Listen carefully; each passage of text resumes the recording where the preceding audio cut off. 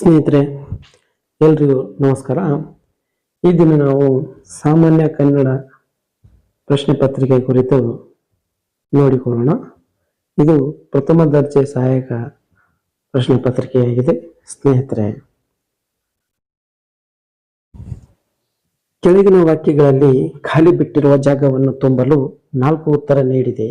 ಅವುಗಳಲ್ಲಿ ಸೂಕ್ತವಾದುದನ್ನು ಗುರುತಿಸಿ. ಉದಾಹರಣೆಗೆ, ಮೀನ್ ಎಂದರೆ ಇದಕ್ಕೆ ಹೊಳೆಯುವ ಎಂಬುದನ್ನು ಅರ್ಥ ನೀಡುತ್ತದೆ. ಆದ್ದರಿಂದ ಆಯ್ಕೆ 1 ಸರಿಯಾದಂತ ಉತ್ತರ ಆಗಿದೆ. ಸೊ ಇಲ್ಲಿ ನಾವು ಪ್ರಶ್ನೆಗಳ ನೋಡೋದಾದರೆ ಸ್ನೇಹಿತರೆ, ಸೊರಗು ಎಂದರೆ ಇದಕ್ಕೆ ಸರಿಯಾದಂತ ಆಯ್ಕೆ ಏನಪ್ಪಾ ಅಂತಂದ್ರೆ ತೆಳ್ಳಗಾಗು ಎಂದರ್ಥ.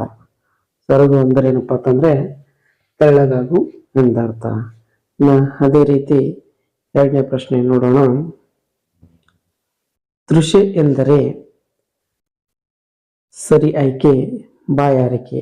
ತೃಷೆ ಅಂದ್ರೆ ಏನಪ್ಪಾ ಅಂತಂದ್ರ ಸರಿಯಾದಂತ ಆಯ್ಕೆ ಏನಪ್ಪಾ ಅಂತಂದ್ರ ಬಾಯಾರಿಕೆ ಆಗಿರುತ್ತದೆ. ಸ್ನೇಹಿತರೆ, ಮುಂದಿನ ಪ್ರಶ್ನೆ ಮೂರನೇ ಪ್ರಶ್ನೆ ನೋಡೋಣ. ಇಲ್ಲಿ ಕಸವರ ಎಂದರೆ ಏನಪ್ಪಾ ಅಂತಂದ್ರ ಸರಿಯಾದಂತ ಆಯ್ಕೆ ನೋಡುವುದಾದರೆ ಬಂಗಾರ ಎಂದರ್ಥ. ಸೊ ಕಸವರ ಎಂದರೇನು? ಬಂಗಾರ. ಇದೇ ರೀತಿ ಮುಂದಿನ ಪ್ರಶ್ನೆ ನೋಡೋಣ. ಕಲಹ ಎಂದರೆ, ಸೊ ಕಲಹ ಅಂದ್ರೆ ಏನಪ್ಪಾ ಅಂತಂದ್ರ ಜಗಳ ಎಂದರ್ಥ ನೀಡುತ್ತದೆ. ಕಲಹ ಎಂದರೇನು? ಜಗಳ ಎಂದರ್ಥ ನೀಡುತ್ತದೆ. ಅದೇ ರೀತಿ ಮುಂದಿನ ಪ್ರಶ್ನೆ ನೋಡೋಣ.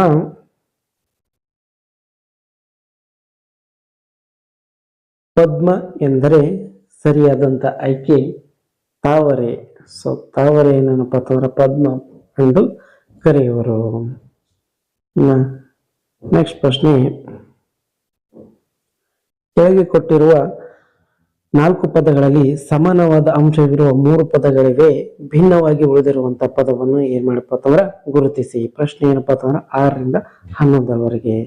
ಸೊ ನೋಡೋಣ ಸ್ನೇಹಿತರೆ, 6ನೇ ಪ್ರಶ್ನೆ ನೋಡೋಣ. ವದನ, ಮುಖ, ಮಖ, ಆನನ.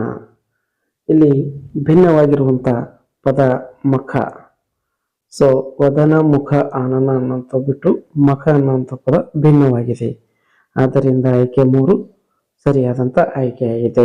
ಇನ್ನು ಮುಂದಿನ ಪ್ರಶ್ನೆ, ಮರ, ವೃಕ್ಷ, ತರು, ಬಳ್ಳಿ. ಸೊ ಇಲ್ಲಿ ಮರ, ವೃಕ್ಷ, ತರು, ಬಳ್ಳಿ ಏನಪ್ಪಾ ಅಂತಂದ್ರ ಸರಿ ಆಯ್ಕೆ ಏನಪ್ಪಾ ಅಂತಂದ್ರ ಬಳ್ಳಿ. ಸೊ ಇದೊಂದು ಡಿಪೆಂಡ್ ಆಗಿರುವಂತ ಒಂದು ಸಸ್ಯ ವಿಧ. ಆದ್ದರಿಂದ ಇಲ್ಲಿ ಬಳ್ಳಿ ಅನ್ನುವಂಥದ್ದು ಏನಪ್ಪಾ ಅಂತಂದ್ರ ಸರಿಯಾದಂತ ಆಯ್ಕೆ ಆಗಿದೆ. ಮುಂದಿನ ಪ್ರಶ್ನೆ ನೋಡೋಣ.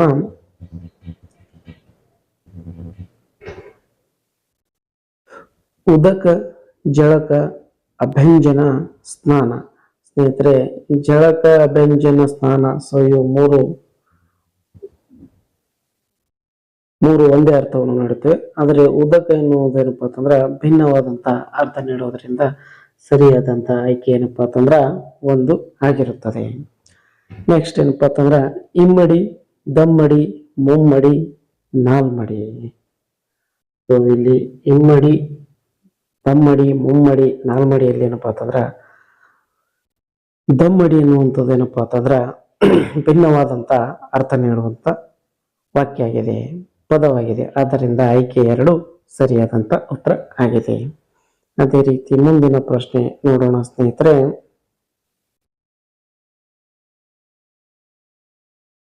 ಹುಲಿ, ದ್ವೀಪಿ, ಪುಂಡರಿಕ, ಸಿಂಹ. ಸ್ನೇಹಿತರೆ, ಹುಲಿ, ದ್ವೀಪಿ, ಪುಂಡರಿಕ, ಸಿಂಹ. ಇದಕ್ಕೆ ಸರಿಯಾದಂತ ಆಯ್ಕೆ ಏನಪ್ಪಾ ಅಂತಂದ್ರೆ ಸಿಂಹ. ಏನಪ್ಪಾ ಅಂತಂದ್ರ ಇದು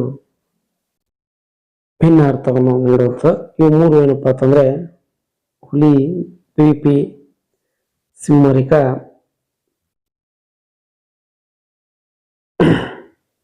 3 ಒಂದೇ ಅರ್ಥ ನೀಡುತ್ತೆ. ಆದ್ದರಿಂದ ಇಲ್ಲಿ ಸಿಂಹ ಅನ್ನೋದು ಸರಿಯಾದಂತ ಆಯ್ಕೆ ಆಗಿದೆ. ಅದೇ ರೀತಿ ಮುಂದಿನ ಪ್ರಶ್ನೆ, ಇಳೆ, ಧರೆ, ವಸುಂಧರೆ, ಸುಖದೊರೆ. ಇಲ್ಲಿ ಸರಿಯಾದಂತ ಆಯ್ಕೆ ಏನಪ್ಪಾ ಅಂತಂದ್ರ 4 ಸುಖದೊರೆ ಏನಪ್ಪಾ ಅಂತಂದ್ರ ಸರಿಯಾದಂತ ಆಯ್ಕೆ ಆಗಿರುತ್ತದೆ. ಮುಂದಿನ ಪ್ರಶ್ನೆ ನೋಡೋಣ ಸ್ನೇಹಿತರೆ. ಕೆಳಗೆ ಕೊಟ್ಟಿರುವ 4 ಪದಗಳಲ್ಲಿ ಒಂದು ಮಾತ್ರ ಅಚ್ಚ ಕನ್ನಡ ಪದ, ಉಳಿದ 3 ಅನ್ಯ ಭಾಷಾ ಪದಗಳು ಕನ್ನಡ ಪದವನ್ನು ಗುರುತಿಸಿರಿ. ಈ ಕೊಟ್ಟಂತ ಆಯ್ಕೆಗಳಲ್ಲಿ ಒಂದು ಮಾತ್ರ ಏನಪ್ಪಾ ಅಂತಂದ್ರ ಕನ್ನಡ ಪದವಾಗಿದೆ. ಅನ್ಯ ಭಾಷಾ ಪದಗಳು ಕನ್ನಡ ಪದವನ್ನು ಏನ್ ಮಾಡಪ್ಪ ಅಂತಂದ್ರ ಅಲ್ಲಿ ಗುರುತಿಸಿ. ಕಾಗದ, ಮೈದಾನ, ಮೂರ ಬಟ್ಟೆ, ಮೊಸರು. ಸೊ ಇಲ್ಲೇನಪ್ಪಾ ಅಂತಂದ್ರ ಅಚ್ಚ ಕನ್ನಡ ಪದ ಏನಪ್ಪಾ ಅಂತಂದ್ರ ಮೊಸರು ಆಗಿರುತ್ತದೆ. ಆದ್ದರಿಂದ ಆಯ್ಕೆ 4 ಸರಿಯಾದಂತ ಉತ್ತರ ಆಗಿರುತ್ತದೆ. ನೆಕ್ಸ್ಟ್ ಪ್ರಶ್ನೆ ಏನಪ್ಪಾ ಅಂತಂದ್ರೆ ಸೂರ್ಯ, ಇನ, ಮಾರ್ತಾಂಡ, ನೇಸರು. ಇಲ್ಲಿ ಸರಿಯಾದಂತ ಆಯ್ಕೆ ನೇಸರು. ಅದೇ ರೀತಿಯಾಗಿ ಮುಂದಿನ ಪ್ರಶ್ನೆ ನೋಡೋಣ ಸ್ನೇಹಿತರೆ. ದೇವಸ್ಥಾನ, ದೇವಾಲಯ, ಗುಡಿ, ಮಂದಿರ. ಇಲ್ಲಿ ಸರಿ ಆಯ್ಕೆ ಗುಡಿ ಏನಪ್ಪಾ ಅಂತಂದ್ರ ಸರಿಯಾದಂತ ಆಯ್ಕೆ ಆಗಿದೆ. ಮುಂದಿನ ಪ್ರಶ್ನೆ ನೋಡೋದಾದ್ರೆ ಜಮೀನು, ಗುಲಾಮ, ತಂಬಾಕು, ನೆರೆ ಹೊರೆ. ಇಲ್ಲಿ ಅಚ್ಚ ಕನ್ನಡದ ಪದ ಯಾವುದಪ್ಪ ಅಂತಂದ್ರೆ ಆಯ್ಕೆ 4 ನೆರೆ ಹೊರೆ ಏನಪ್ಪಾ ಅಂತಂದ್ರ ಅಚ್ಚ ಕನ್ನಡ ಪದವಾಗಿದೆ. ಆದ್ದರಿಂದ ಆಯ್ಕೆ 4 ಸರಿಯಾದಂತ ಉತ್ತರ ಆಗಿದೆ. ಅದೇ ರೀತಿಯಾಗಿ ಮುಂದಿನ ಪ್ರಶ್ನೆ ನೋಡೋಣ ಸ್ನೇಹಿತರೆ. ಈ ಕೆಳಗೆ ಕೆಲವು ಕನ್ನಡದ ನುಡಿಗಟ್ಟುಗಳನ್ನು ಅವುಗಳ ಮುಂದೆ 4 ಪರ್ಯಾಯ ರೂಪಗಳಲ್ಲಿ ನೀಡಿದೆ. ನುಡಿಗಟ್ಟಿನ ಅರ್ಥವನ್ನು ವಿವರಿಸುವ ರೂಪವನ್ನು ಆಯ್ಕೆ ಮಾಡಿ ಗುರುತಿಸಿ. ಉದಾಹರಣೆ ಏನಪ್ಪಾ ಅಂತಂದ್ರೆ ಕರತಲ ಮಲಕ ಅಂದ್ರೆ ಏನಪ್ಪಾ ಅಂತಂದ್ರ ಚೆನ್ನಾಗಿ ತಿಳಿದುಕೊಂಡದು. ಮುಂದಿನ ಪ್ರಶ್ನೆ ನೋಡುವುದಾದ್ರೆ ಎಳೆ ನಿಂಬಿಕಾಯಿ. ಪ್ರಶ್ನೆ ಏನಪ್ಪಾ ಅಂತಂದ್ರ ಎಳೆ ನಿಂಬಿಕಾಯಿ ಅಂದ್ರೆ ಏನಪ್ಪಾ ಅಂತಂದ್ರ ಅನನುಭವಿ ಅಥವಾ ಅನನುಭವಿ ಅಂದ್ರೆ ಆತನಿಗೆ ಅನುಭವ ಇಲ್ಲದೆ ಇರುವವನಿಗೆ ಏನಂತ ಕರೀತಾರಪ್ಪ ಅಂತಂದ್ರ ಎಳೆ ನಿಂಬಿಕಾಯಿ ಎಂದು ಕರೆಯುವರು. ಆದ್ದರಿಂದ ಆಯ್ಕೆ 4 ಸರಿಯಾದಂತ ಉತ್ತರ ಆಗಿದೆ. ಇನ್ನ ಮುಂದಿನ ಪ್ರಶ್ನೆ ನೋಡೋದಾದ್ರೆ ಉಗುರು ಕಡಿ. ಉಗುರು ಕಡಿ. ಸೊ ಇಲ್ಲಿ ಉಗುರು ಕಡಿ ಏನಪ್ಪಾ ಅಂತಂದ್ರ ಸರಿಯಾದಂತ ಆಯ್ಕೆ ನೋಡೋದಾದ್ರೆ ಚಿಂತಾಗ್ರಾಂತನಾಗೋ. ಸೊ ವ್ಯಕ್ತಿ ಏನಪ್ಪಾ ಅಂತಂದ್ರ ಆತ ಚಿಂತಾಗ್ರಾಂತನಾದ ಏನಪ್ಪಾ ಅಂತಂದ್ರ ಉಗುರು ಕಡಿ ಅನ್ನೋದು ಸರಿಯಾದಂತ ಆಯ್ಕೆ ಆಗಿರುತ್ತದೆ. ನೆಕ್ಸ್ಟ್ ಪ್ರಶ್ನೆ ನೋಡೋಣ. ಕೈಕಚ್ಚು. ಕೈಕಚ್ಚು ಅಂದ್ರೆ ಏನಪ್ಪಾ ಅಂತಂದ್ರೆ ಆತನಿಗೆ ನಷ್ಟವಾದಾಗ ಕೈಕಚ್ಚು ಅನ್ನುವಂತ ನುಡಿಗಟ್ಟು ಬಳಕೆ ಆಗುತ್ತದೆ. ಆಯ್ಕೆ 2 ಸರಿಯಾದಂತ ಉತ್ತರ ಆಗಿದೆ. ಇನ್ನು ಮುಂದಿನ ಪ್ರಶ್ನೆ ಚಾಪೆ ಕೆಳಗೆ ಏನಪ್ಪಾ ಅಂತಂದ್ರ ತೂರು. ಈ ಚಾಪೆ ಕೆಳಗೆ ತೂರು ಅಂದ್ರೆ ಏನಪ್ಪಾ ಅಂತಂದ್ರ ಅದೊಂದು ಬುದ್ಧಿವಂತಿಕೆಯ ಅರ್ಥವನ್ನು ಸೂಚಿಸುತ್ತದೆ. ಆದ್ದರಿಂದ ಆಯ್ಕೆ 1 ಬುದ್ಧಿವಂತಿಕೆಯನ್ನು ತೋರು ಎಂದರ್ಥ ನೀಡುತ್ತದೆ. ಸೊ ಮುಂದಿನ ಪ್ರಶ್ನೆ ನೋಡೋಣ ಸ್ನೇಹಿತರೆ. ಕೆಳಗೆ ಕೊಟ್ಟಿರುವ ಪದಗಳಿಗೆ ವಿರುದ್ಧಾರ್ಥಕ ಪದಗಳನ್ನು ಗುರುತಿಸಿರಿ. ಉದಾಹರಣೆಗೆ ಅಂತರ್ವಾಣಿ, ಇದಕ್ಕೆ ವಿರುದ್ಧಾರ್ಥಕ ಪದ ಬಹಿರ್ವಾಣಿಯಾಗಿರುತ್ತದೆ. ಪ್ರಶ್ನೆ ನೋಡೋಣ ನಾವು. ಸೊ ಅರಳು, ಇದರ ವಿರುದ್ಧಾರ್ಥಕ ಪದ ಏನಪ್ಪಾ ಅಂತಂದ್ರೆ ಹೊರಳು. ಅರಳು ವಿರುದ್ಧಾರ್ಥಕ ಪದ ಹೊರಳು. ಮುಂದೆ ಮಿಲನ. ಸೊ ಇದರ ವಿರುದ್ಧಾರ್ಥಕ ಪದ ಏನಪ್ಪಾ ಅಂತಂದ್ರೆ ಮಿಲನ, ವಿಲೀನ. ಮಿಲನ ವಿರುದ್ಧಾರ್ಥಕ ಪದ ವಿಚ್ಛೇದನ. ಸೊ ಮಿಲನ ಅಂದ್ರೆ ಕೂಡು, ವಿಚ್ಛೇದನ ಅಂದ್ರೆ ಏನಪ್ಪಾ ಅಂತಂದ್ರ ಬೇರೆಯಾಗಿ ಒಂದು ಅರ್ಥ ನೀಡುತ್ತದೆ. ಅದೇ ರೀತಿ ಮುಂದೆ ನೋಡೋಣ. ಪಕ್ಷಪಾತ, ಇದಕ್ಕೆ ಸರಿಯಾದಂತ ಆಯ್ಕೆ ನಿಷ್ಪಕ್ಷಪಾತ. ಕನಿಷ್ಠ, ಸೊ ಸರಿ ಆಯ್ಕೆ ಗರಿಷ್ಠ.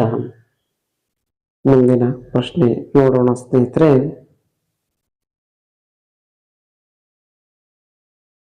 ನಲಿವು, ಇದಕ್ಕೆ ವಿರುದ್ಧಾರ್ಥಕ ಪದ ನೋವು. ಸೊರಗು, ಇದಕ್ಕೆ ಸರಿಯಾದಂತ ಆಯ್ಕೆ ಸೊಕ್ಕು. ನೆಕ್ಸ್ಟ್ ಪ್ರಶ್ನೆ. ಕೆಳಗಿನ ಪದಗಳಿಗೆ ಅವುಗಳ ಮುಂದೆ ಸೂಚಿಸಿದ ಪರ್ಯಾಯ ರೂಪಗಳಲ್ಲಿ ಸಮಾನಾರ್ಥಕವಾದ ಅಥವಾ ಅತಿ ಸಮೀಪದ ಅರ್ಥವುಳ್ಳ ರೂಪಗಳನ್ನು ಗುರುತಿಸಿ. ಉದಾಹರಣೆ ನೋಡುವುದಾದ್ರೆ ಕಾನನ ಪದದ ಸಮಾನಾರ್ಥಕ ಪದ ಏನಪ್ಪಾ ಅಂತಂದ್ರೆ ಕಾಡು ಎಂಬುದು ಸರಿಯಾದಂತ ಆಯ್ಕೆಯಾಗಿರುತ್ತದೆ. ಅದೇ ರೀತಿ 26ನೇ ಪ್ರಶ್ನೆ ನೋಡೋಣ ನಾವು. ಕಾಂತಾರ ಪದದ ಸಮಾನಾರ್ಥಕ ಪದ ಏನಪ್ಪಾ ಅಂತಂದ್ರೆ ಕಾನನ. ಸೊ ಕಾಂತಾರ ಪದದ ಸಮಾನಾರ್ಥಕ ಪದ ಯಾವುದು? ಆಯ್ಕೆ 3 ಕಾನನ. ನೆಕ್ಸ್ಟ್ ಪ್ರಶ್ನೆ ಏನಪ್ಪಾ ಅಂತಂದ್ರ ಸಮುದ್ರ ಪದದ ಸಮಾನಾರ್ಥಕ ಪದ. ಸಮುದ್ರ ಪದದ ಏನಪ್ಪಾ ಅಂತಂದ್ರ ಸಮಾನಾರ್ಥಕ ಪದ ಏನಪ್ಪಾ ಅಂತಂದ್ರೆ ಯಾವ್ದಪ್ಪ ಅಂತಂದ್ರ ಕಡಲು, ಸಾಗರ. ಆಯ್ಕೆ 3 ಸರಿಯಾದಂತ ಆಯ್ಕೆ ಆಗಿದೆ. ಅದೇ ರೀತಿಯಾಗಿ ಮುಂದಿನ ಪ್ರಶ್ನೆ ನೋಡೋಣ. ಅಗ್ನಿ ಎಂದರೆ, ಪ್ರಶ್ನೆ ಏನಪ್ಪಾ ಅಂತಂದ್ರೆ ಅಗ್ನಿ ಎಂದರೆ ಏನಪ್ಪಾ ಅಂತಂದ್ರ ನೀರು ಎಂದರ್ಥ ನೀಡುತ್ತದೆ. ಆಯ್ಕೆ 4 ಸರಿಯಾದಂತ ಉತ್ತರ ಆಗಿರುತ್ತದೆ. ಇನ್ನು ಮುಂದಿನ ಪ್ರಶ್ನೆ ಅರಿಲ್ ಪದದ ಸಮಾನಾರ್ಥಕ ಪದ. ಅರಿಲ್ ಅಂದ್ರೆ ಏನಪ್ಪಾ ಅಂತಂದ್ರ ಸ್ನೇಹಿತರೆ ನಕ್ಷತ್ರ ಎಂಬ ಅರ್ಥವನ್ನು ನೀಡುತ್ತದೆ. ಆದ್ದರಿಂದ ಆಯ್ಕೆ 1 ಸರಿಯಾದಂತ ಉತ್ತರ ಆಗಿರುತ್ತದೆ. ಮುಂದೆ 30ನೇ ಪ್ರಶ್ನೆಯನ್ನು ನೋಡೋಣ ಸ್ನೇಹಿತರೆ. ಪ್ರಶ್ನೆ ಬಂದು ಹಾವುಗೆ ಪದದ ಸಮಾನಾರ್ಥಕ ಪದ ಏನಪ್ಪಾ ಅಂತಂದ್ರ ಹಾವುಗೆ ಪದದ ಸಮಾನಾರ್ಥಕ ಪದ. ಅದಕ್ಕೆ ಸರಿ ಆಯ್ಕೆ ಪಾದುಕೆ. ಸೊ ಪಾದುಕೆ ಏನಪ್ಪಾ ಅಂತಂದ್ರ ಹಾವುಗೆ ಪದದ ಸಮಾನಾರ್ಥಕ ಪದ ಆಗಿರುತ್ತದೆ.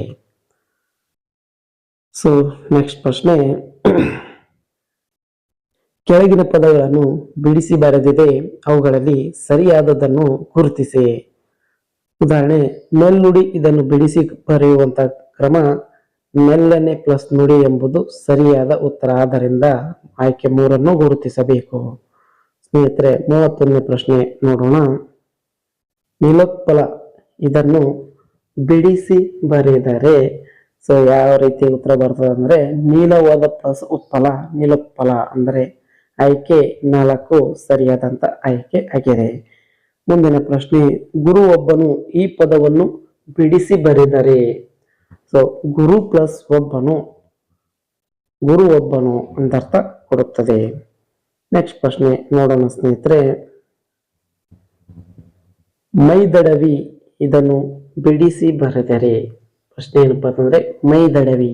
ಇದಕ್ಕೆ ಸರಿಯಾದಂತ ಆಯ್ಕೆ ಮೈಯನ್ನು ಪ್ಲಸ್ ತಡವಿ ಅಂತ. ಅಂದ್ರೆ ಆಯ್ಕೆ 3 ಮೈಯನ್ನು ಪ್ಲಸ್ ತಡವಿ ಮೈದಡವಿ. ಸರಿಯಾದಂತ ಆಯ್ಕೆ 3 ಆಗಿರುತ್ತದೆ. ಮುಂದಿನ ಪ್ರಶ್ನೆ ನೋಡೋಣ ಸ್ನೇಹಿತರೆ. ಮುಂದೆ ಕೊಡಲಾದ 4 ರೂಪಗಳಲ್ಲಿ ಸರಿಯಾದದ್ದನ್ನು ಗುರುತಿಸಿರಿ. ಉದಾಹರಣೆ ಗೃಹಸ್ಥ, ಗೃಹಸ್ಥ, ಗೃಹಸ್ಥ, ಗೃಹಸ್ಥ. ಇದಕ್ಕೆ ಸರಿಯಾದಂತ ಆಯ್ಕೆ ಗೃಹಸ್ಥ. ಆದ್ದರಿಂದ ಆಯ್ಕೆ 2 ಗುರುತಿಸಬೇಕು. ಸ್ನೇಹಿತರೆ 34ನೇ ಪ್ರಶ್ನೆ ನೋಡೋಣ. ಮಹದಾನಂದ, ಮಹದಾನಂದ, ಮಹದಾನಂದ, ಮಹದಾನಂದ. ಇದಕ್ಕೆ ಸರಿಯಾದಂತ ಆಯ್ಕೆ ನೋಡೋದಾದ್ರೆ ಮಹದಾನಂದ ಸರಿಯಾದಂತ ಆಯ್ಕೆ ಆಗಿರುತ್ತದೆ. 35ನೇ ಪ್ರಶ್ನೆ ನೋಡೋಣ. ಅತ್ಯುತ್ಸಾಹ, ಅತ್ಯುತ್ಸಾಹ, ಅತ್ಯುತ್ಸಾಹ, ಅತ್ಯುತ್ಸಾಹ. ಇದಕ್ಕೆ ಸರಿ ಆಯ್ಕೆ ಏನಪ್ಪಾ ಅಂತಂದ್ರ ಅತ್ಯುತ್ಸಾಹ ಏನಪ್ಪಾ ಅಂತಂದ್ರ ಸರಿಯಾದಂತ ಆಯ್ಕೆ ಆಗಿರುತ್ತದೆ. ನೆಕ್ಸ್ಟ್ ಪ್ರಶ್ನೆ ನೋಡೋಣ. ಆಘಾತಕಾರಿ, ಆಘಾತಕಾರಿ, ಆಘಾತಕಾರಿ, ಆಘಾತಕಾರಿ. ಸ್ನೇಹಿತರೆ ಇದಕ್ಕೆ ಸರಿಯಾದಂತ ಆಯ್ಕೆ ನೋಡುವುದಾದರೆ ಆಯ್ಕೆ 4 ಆಘಾತಕಾರಿ ಸರಿಯಾದಂತ ಆಯ್ಕೆ ಆಗಿರುತ್ತದೆ. 37ನೇ ಪ್ರಶ್ನೆ ನೋಡೋಣ ಸ್ನೇಹಿತರೆ. ಅತ್ಯಾಚಾರ್ಯ, ಅತ್ಯಾಚಾರ್ಯ, ಅತ್ಯಾಶ್ಚರ್ಯ, ಅತ್ಯಾಶ್ಚರ್ಯ. ಸೊ ಈ 37ನೇ ಸರಿಯಾದಂತ ಆಯ್ಕೆ ಏನಪ್ಪಾ ಅಂತಂದ್ರ ಅತ್ಯಾಶ್ಚರ್ಯ ಏನಪ್ಪಾ ಅಂತಂದ್ರ ಸರಿಯಾದಂತ ಆಯ್ಕೆ ಆಗಿರುತ್ತದೆ. ಅದೇ ರೀತಿ ಮುಂದಿನ ಪ್ರಶ್ನೆಗಳನ್ನು ನೋಡೋಣ ಸ್ನೇಹಿತರೆ. ಕೆಳಗಿನ ವಾಕ್ಯಗಳಲ್ಲಿ ಗೆರೆ ಎಳೆಯಲಾದ ಪದಗಳಲ್ಲಿ ದೋಷವಿದ್ದರೆ ಅದನ್ನು ಸರಿಪಡಿಸಲು ಮುಂದೆ ಕೊಟ್ಟಿರುವ ಪರ್ಯಾಯ ರೂಪಗಳಲ್ಲಿ ಸೂಕ್ತವಾದದ್ದನ್ನು ಗುರುತಿಸಿ. ದೋಷವಿಲ್ಲದಿದ್ದರೆ ಸುಧಾರಣೆ ಬೇಕಿಲ್ಲ ಆಗ 4 ಗುರುತಿಸಿ. ಉದಾಹರಣೆ ಮಕ್ಕಳು ಸಂಗೀತವನ್ನು ಸುಶ್ರವ್ಯವಾಗಿ ಆಡಿದರು. ಇಲ್ಲಿ ಏನಪ್ಪಾ ಅಂತಂದ್ರೆ ಹಾಡಿದರು ಎಂಬುದು ಸರಿಯಾದಂತ ಆಯ್ಕೆಯಾಗಿರುತ್ತದೆ. ನೋಡೋಣ ಸ್ನೇಹಿತರೆ. ಭಾರತವು ಸುಸಂಸ್ಕೃತಿಯ ನಾಡು, ಸುಸಂಸ್ಕೃತಿಯ ನಾಡು. ಇದಕ್ಕೆ ಸರಿಯಾದಂತ ಆಯ್ಕೆ ನೋಡುವುದಾದರೆ ಸ್ನೇಹಿತರೆ ಸಂಸ್ಕೃತಿಯ ನಾಡು. ಭಾರತವೇನಪ್ಪಾ ಅಂತಂದ್ರೆ ಸಂಸ್ಕೃತಿಯ ನಾಡು. ಆಯ್ಕೆ 2 ಸರಿಯಾದಂತ ಉತ್ತರ ಆಗಿರುತ್ತದೆ. ಇನ್ನು ಮುಂದಿನ ಪ್ರಶ್ನೆ ನೋಡೋಣ ಸ್ನೇಹಿತರೆ. ಶಿಕ್ಷಣ ವ್ಯವಸ್ಥೆಯ ಕೇಂದ್ರ ಬಿಂದು ಮಕ್ಕಳೇ ಆಗಿವೆ. ಇಲ್ಲಿ ವ್ಯವಸ್ಥೆಯ ಪದಕ್ಕೆ ಏನಪ್ಪಾ ಅಂತಂದ್ರೆ ಸರಿಯಾದಂತ ಆಯ್ಕೆ ನೋಡೋದಾದ್ರೆ ವ್ಯವಸ್ಥೆ. ಸೊ ವ್ಯವಸ್ಥೆ ಏನಪ್ಪಾ ಅಂತಂದ್ರ ಸರಿಯಾದಂತ ಆಯ್ಕೆ 1 ಸರಿಯಾದಂತ ಉತ್ತರ ಆಗಿರುತ್ತದೆ. ಅದೇ ರೀತಿ ಮುಂದಿನ ಪ್ರಶ್ನೆ ನೋಡೋಣ. 4 ಸಾಲಿನ ಪದ್ಯಕ್ಕೆ ಚತುಷ್ಪದಿ ಎನ್ನುವರು. ಸೊ 4 ಸಾಲಿನ ಪದ್ಯಕ್ಕೆ ಏನಂತಾರಪ್ಪ ಅಂತಂದ್ರ ಚತುಷ್ಪದಿ. ಇಲ್ಲಿ ಸರಿಯಾದಂತ ಆಯ್ಕೆ ಏನಪ್ಪಾ ಅಂತಂದ್ರ ಸುಧಾರಣೆ ಬೇಕಿಲ್ಲ. ಸೊ ಚತುಷ್ಪದಿ ಎನ್ನುವಂಥದ್ದು ವಾಕ್ಯ ಸರಿಯಾಗಿರುವುದರಿಂದ ಸುಧಾರಣೆ ಬೇಕಾಗಿರುವುದಿಲ್ಲ. ಆಯ್ಕೆ 4 ಸರಿಯಾಗಿದೆ. ಇನ್ನು ನೆಕ್ಸ್ಟ್ ಪ್ರಶ್ನೆ ನೋಡೋಣ.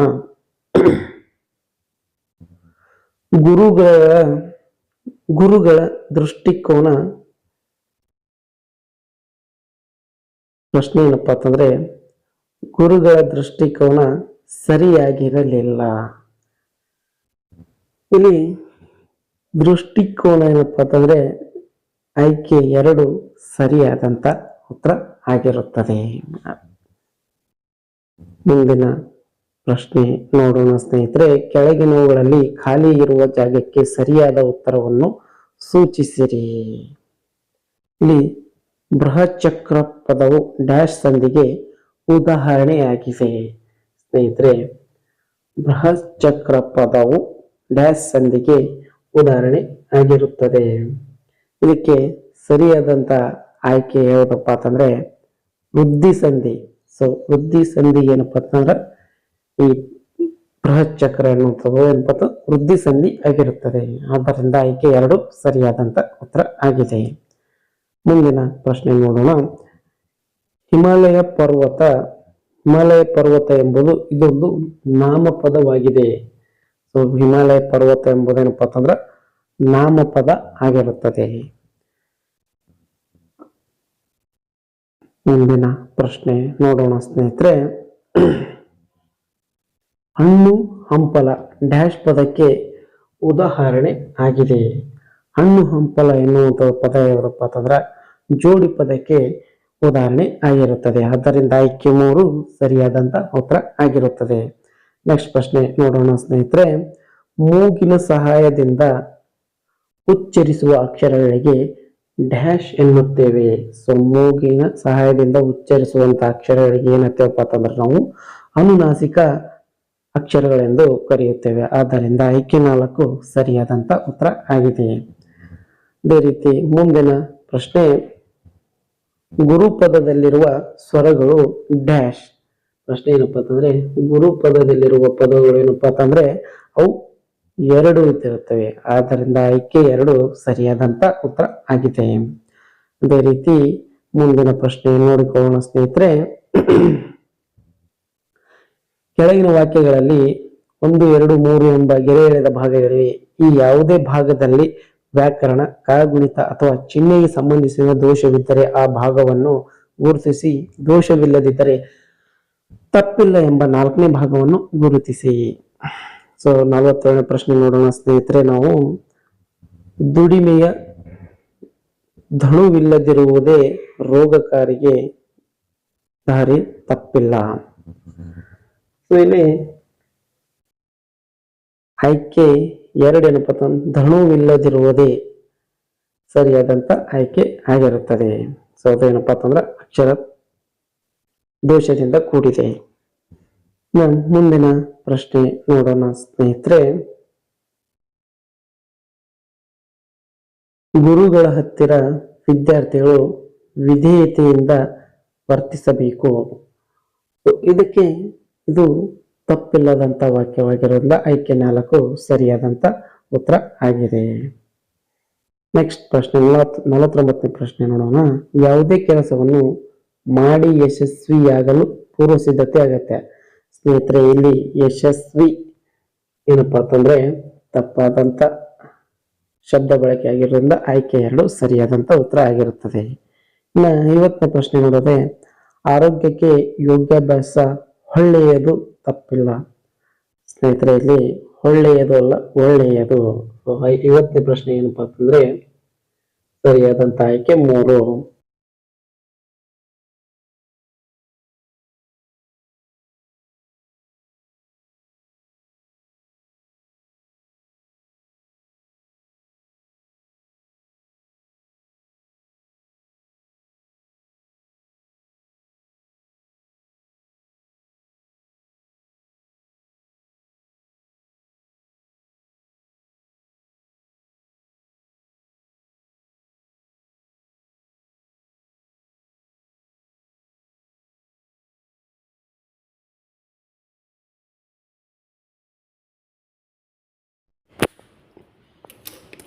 ಮುಂದಿನ ಪ್ರಶ್ನೆ ನೋಡೋಣ.